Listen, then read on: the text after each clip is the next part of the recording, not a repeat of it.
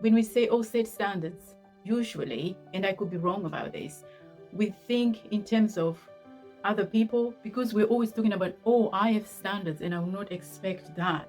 That perspective, I have to say, is also correct. But in this video, I want to invite you to look at setting standards from a different perspective. I'm talking about standards in terms of looking at yourself, examining yourself, your life, the standards that you need to set for yourself, for your own benefit first and foremost, rather than focusing on other people's behavior. And usually, this type of setting of standards that I'm talking about in this video comes about when you get to a place in your life where you realize this is not the way to go. This is not how I want to conduct myself. This is not how I want to live my life.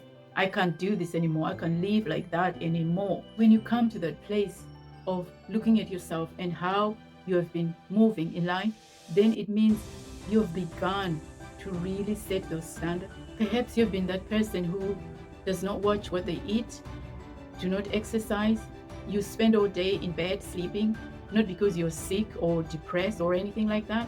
Perhaps you're that kind of person who just did not bother about anything, and now you've come to that place of asking yourself, is this right? The way I'm living my life is not serving me very well. I want to become better. You now have a better understanding of what your values are. You have now a better sense of self, what your principles are in life, where you want to go in life.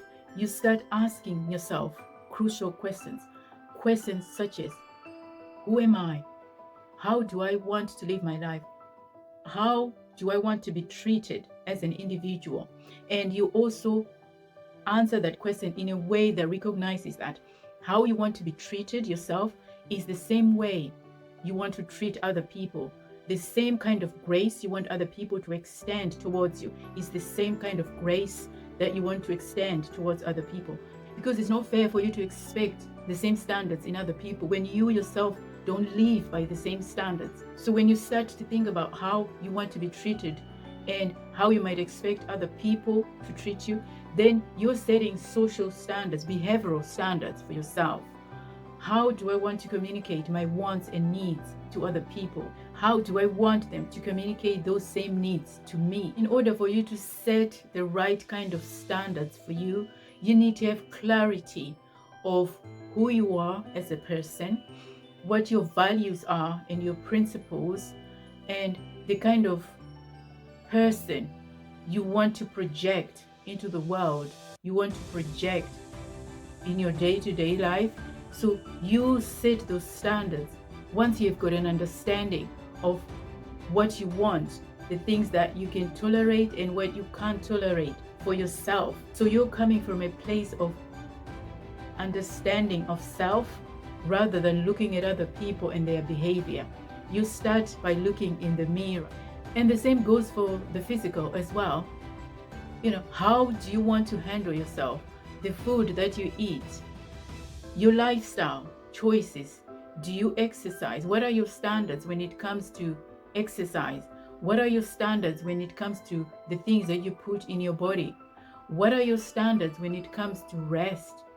So you want to look at those things as well when you're setting standards, because it is those standards that will become the focal point of everything in your life. It is those same standards that will act as a compass. And from a social standpoint, the same thing applies.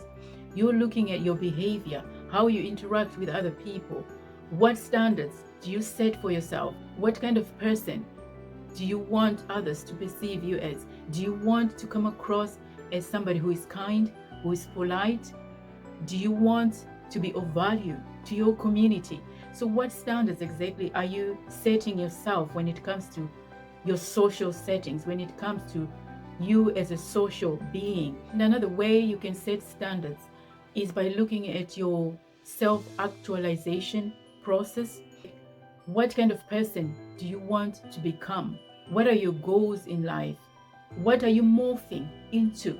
Are you challenging yourself to do better, to become better in life? Are you constantly improving yourself in terms of your goals, your dreams and aspirations? So You're looking at yourself, your fullest potential. Where do you want to go in life?